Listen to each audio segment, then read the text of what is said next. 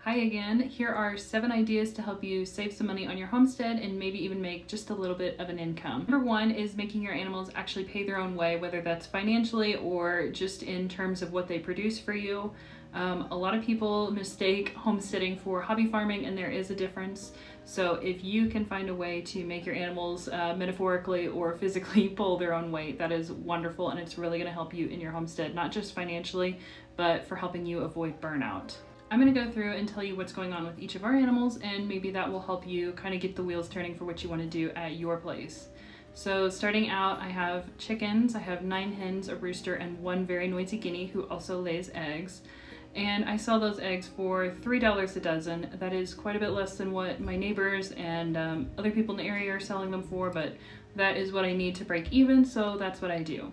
I usually end up selling 1 or 2 cartons that end up being a profit, so that is where my $3 to $6 profit comes from. All the other cartons I sell before then are what pays for the feed, especially in the winter when those costs are higher. Now, you might be thinking that $3 to $6 a month is not enough to get up and take care of your chickens every day, and in some ways you would be right. What I did not account for here is that we are getting all of our eggs that we personally use for free. So that is after our breakfast, and a lot of our pastries and things are completely for free because the chickens are paying for that. Next up are the goats, and they financially do not do anything for us, but that is okay because they provide meat, milk, and pelts. And starting this year, when our goats have their babies in November, I will be selling those because 3 mama goats in milk is plenty, and I don't want anything beyond that. We might butcher some of the wethers out of that, and the rest of the does will probably sell very fairly to local people. The goats eat for free during the summer, and in the winter they probably cost, I would say, $30 a month to feed. Very affordable and certainly worth what they take off of our grocery bill, and also just the added bonus of having pelts to play with, which are really fun to work with, especially in the long winter months. Number 3 are the American chinchilla rabbits, and they do all of the work around here. They are pretty much eating for free all year round. That is because of the How to Feed Your Animals Without the Feed Store series. I took that very seriously, and it has really helped us out. And in addition to that, they have the most value of any animal here on the property too. So I have a consistent wait list of people who would like to have those rabbits, so I can call them at any time and they are happy to come get babies. Each litter is between 6 and 12 kits, and I usually do like 2 or 3 litters per doe per year. Sometimes I let them have a break and they go longer. But the bucks sell for $75 a piece, and the does sell for $100 each, and I always have people willing to buy them. I've had people drive 7 hours to come get them. I've got 4 people who are coming down from Canada very soon to come get some more. So they are very profitable for 1, and 2, each rabbit usually gives us like 6 pounds of meat each. I know a lot of people butcher their rabbits a lot younger and they get more like 2 or 3 pounds of meat per rabbit, but I like mine for the pelts. I think they're beautiful animals, so I always keep them long enough to have the pelts, and since they eat for free, that does not matter to me at all. It's just extra time with them, so I'm happy to do that. And yeah, 6 pounds is easily 6 meals for our family of 4. So that is awesome. So they really pull their own weight. This could absolutely extend to other animals. You could use horses for guiding or using them for physical manual labor on your property, especially if you don't have a tractor, because let's face it, tractors are very expensive. This could also work with cattle too. So for example, you could maybe raise, I don't know, 4 cattle, and let's just say in this example that they eat about $1,500 worth of food every year. So you've got 4 of them, that's $6,000 that they cost, and you decide to eat 1 of them and then sell 3 of them at the market, probably directly to a buyer, and then you take it to a locker because of the USDA regulations, whatever. And you sell them at $3,000 a piece, so you've got 3 of those. That's what, $9,000, 9,000 minus 6,000 is $3,000. You would have a $3,000 profit left over after your family just ate an entire beef, and maybe that $3,000 could cover all of your insurance and taxes for the year, or one or the other at least. So you got to get out of that hobby hobby farm mindset and get into the homesteading mindset and make things earn their way one way or another. Number 2 is to find your unfair advantage and then use that to your advantage. So whether it is a natural resource on your property or a skill you have, make that something that is either going to save you money or even potentially make you money. So for me, for example, I am a pretty decent writer. I've been writing for 10 years, and over the last like 4-ish years, I've started breaking into homestead writing as well, where I get clients who pay me to write about homesteading topics.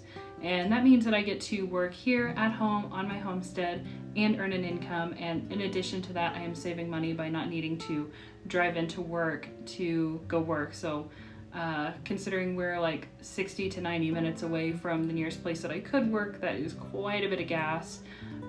So we are both saving and making money in that sense. Another example of this, if you want to talk about tangible things on your homestead, we live about 30 or 40 miles west of Glacier National Park, and that means that there are a lot of people who come out and visit and see all of the wonderful western red cedars, and they want to take some home, but you absolutely cannot take that home from Glacier National Park. So I sell that on my Etsy shop at like $5 for a pretty decent, pretty generous bundle of it.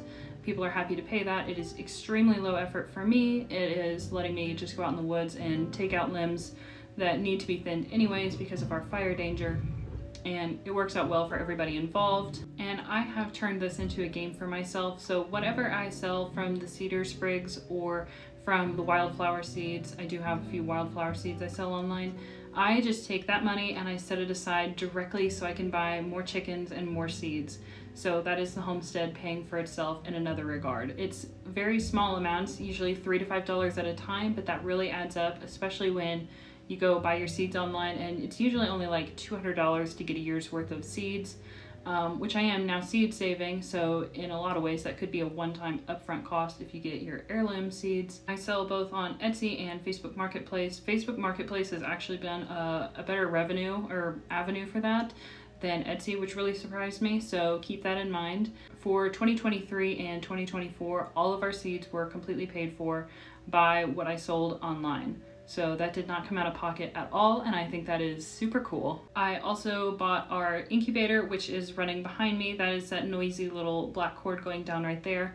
I bought that cheap little incubator and all of our eggs in 2023 with that seed money. All of our future chickens and all of our future vegetables are basically free, and that is because I just did a little bit of very easy work in 2021, 2022, and 2023. Number 3 is a really big one, and once you get this one down, nothing else matters. It's completely life-changing, and that is to not be afraid to DIY stuff and screw everything up and try again.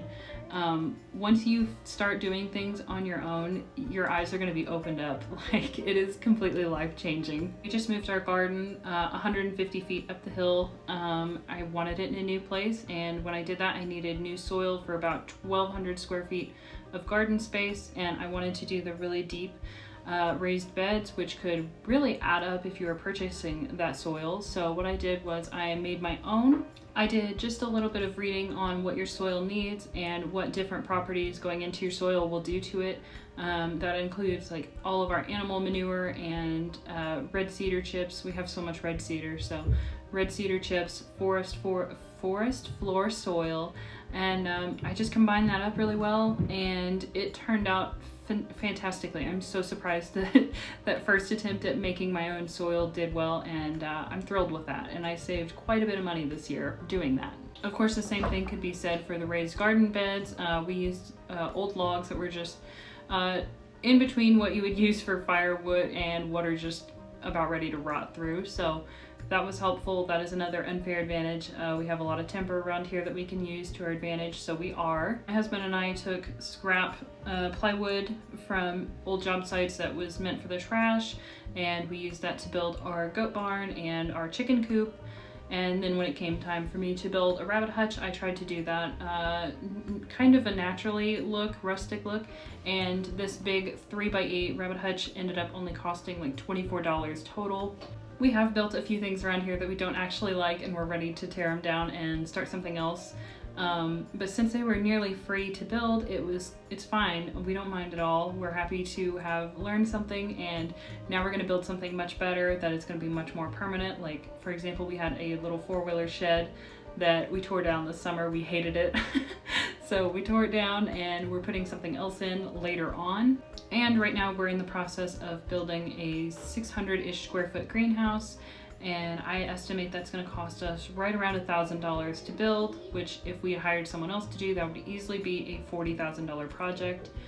Similar for my 40 by 40 or by 36 horse barn that I don't think we're going to get done this year, but we probably will next year. I'm estimating that it will cost us between $2,000 and $3,000 total.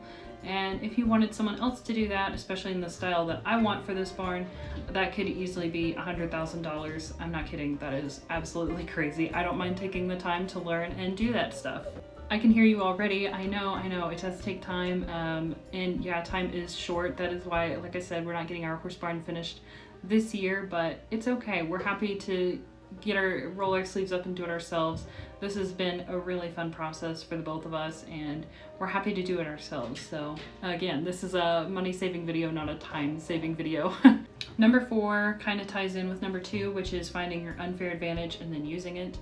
For our particular area, we live on the north side of a mountain, and we're in northwestern Montana. So from about November, around Thanksgiving until the middle of January, we don't see any sun at our property at all. That means that solar is not an option for us in the winter, but we have an abundance of trees, and that means that we have an abundance of down trees. So we burn firewood, and that is a huge help. Devin and I went through and we looked at our fuel costs, and I think it cost us right around $300 to get all of our firewood for the year. Just for context, we burn firewood every month out of the year. Obviously we're not burning all of July and all of August, but we usually do burn at least 1 or 2 nights even in July and August, just because it is cold up here. 4 cords gets us through the full year, and that is not much at all. We usually take about 9 half days, which if you wanted to put it all together, that would be about 4.5 full days to cut all of our firewood, and we love it. We genuinely love doing that because we get to be out on our property or out in the national forest with a free firewood permit. Thank you, Kootenai National Forest. And we go out and we cut our firewood and we pack a picnic, and sometimes we bring along our friends and neighbors and they'll get their firewood out there too. So it feels a lot more like a party than it does actual work, and of course it's good work, it's good for you. So all in all, pretty enjoyable, and it's saving us quite a bit of money. I would say if we weren't burning firewood, I would say we would pay probably another $300 or $400 a month in our electric costs just to keep the house warm, so that is wonderful. I guess that would be around maybe $1,800 a year that we're saving by using our firewood, so that's a great win. Number 5 is about being smarter with your food. Of course, you know, you can cook from scratch, and you can buy mostly ingredients or grow more of your ingredients through the garden and your farm animals, which we certainly do.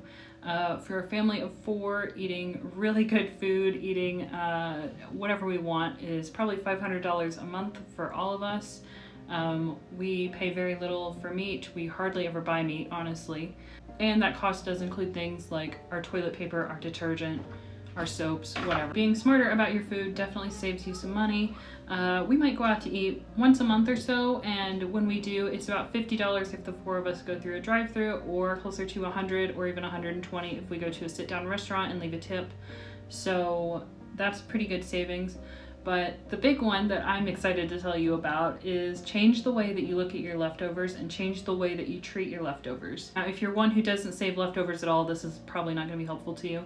But if you're the kind of person who finishes your meal and then puts it in the fridge for later on, you're either going to eat it maybe 2 or 3 nights and then be completely sick of it. We did that a lot, and that's not great. Or you put it in there and you're like, oh, I'll just eat it later, and then it goes bad, and then you have to throw it out to your chickens or compost it if it went moldy. So all in all, that's not a great system, and it's taken me a long time to figure this out. But when you get done with the meal, put it in the freezer. Like, put it in something that is freezer safe and label it. That one also took me a while to figure out. label it, and then a couple months from now, when you want something fast and easy, you've been outside working all day, you're tired, you're exhausted, you've got a homemade freezer meal. How wonderful is that? Your homemade freezer meals are going to be so much cheaper than what you can buy in the store, so definitely lean on that whenever you can. And even go so far as to double a lot of your meals and then freeze half of them intentionally. That helps you a lot. That has been a huge game changer for us, especially in the summer when we're outside a lot and we come inside and we're just exhausted. Freezing your meals instead of putting them in the fridge guarantees that you have almost zero waste when it comes to your leftovers. Number 6 is hunting, fishing, and foraging. I love this because you don't have the upfront cost of having a barn or having fencing or all the infrastructure you need. You don't need to worry about feed. You don't have to worry about nursing sick animals back to health. This is a great one to start out with, even if you're still in the apartment phase of getting ready for your homestead.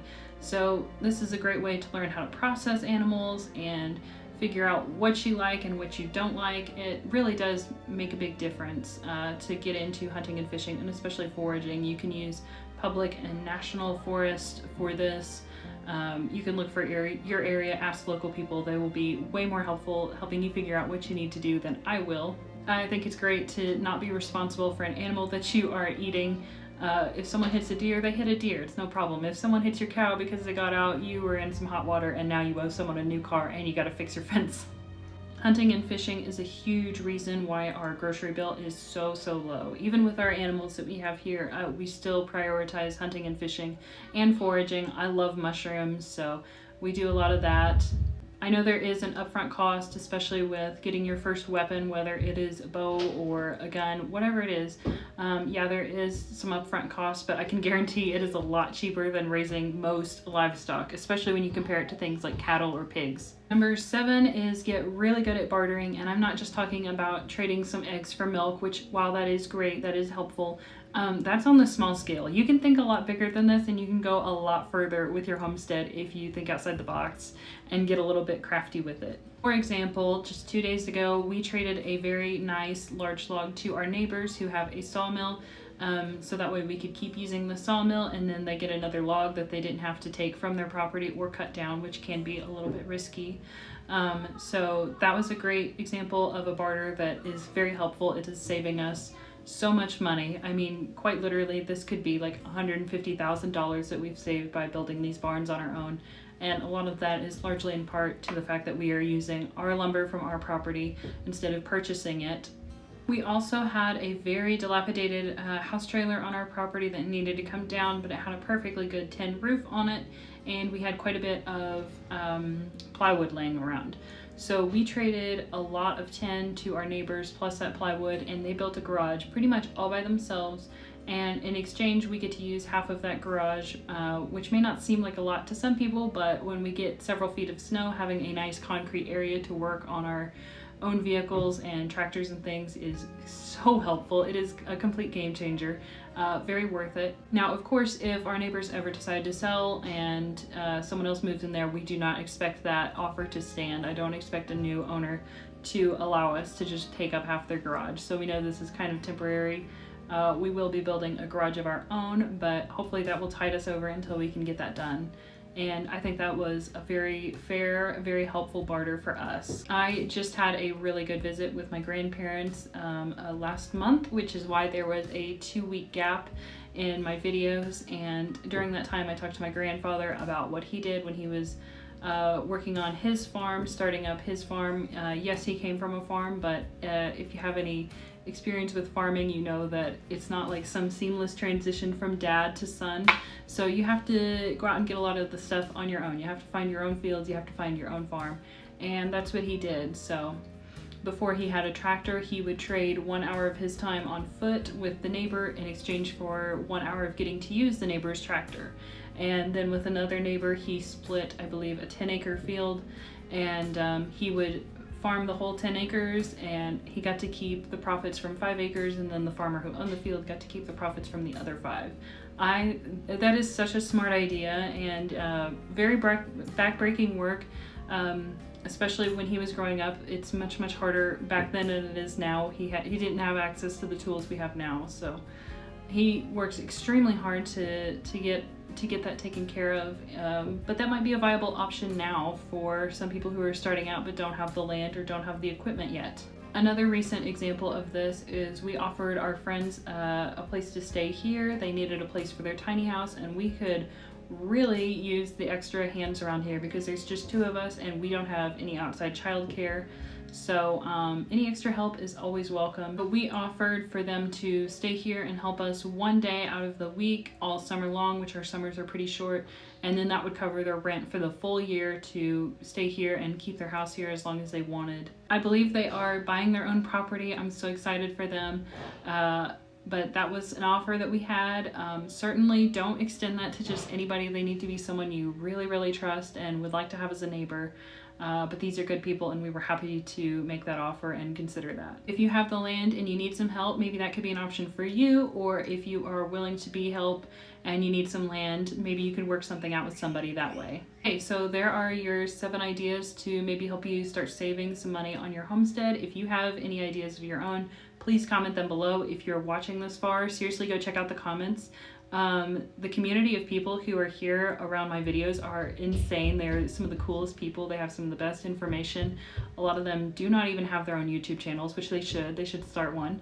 And they just drop absolute gold in the comments. So make sure you check that out. They're awesome. You guys are amazing. Thank you for staying this long, and thank you for letting me talk at you this long. I appreciate it. I will continue the How to Feed Your Animals Without the Feed Store series, and I believe the next video will be the How to Tan a Rabbit Hide with Brains Part 3. I'm going to finally smoke those hides.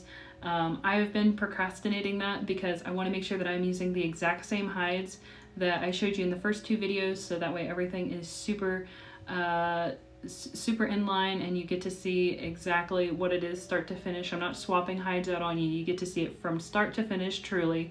But I'm very anxious doing that because I tend to have a lot of technical difficulties with my videos and I don't want to mess that up and then not have those hides to be able to smoke, so whatever. You'll notice my thumbnail looks different than what I'm doing right now, and that is because I had technical difficulties. I already filmed this video once before and then I lost all of my audio.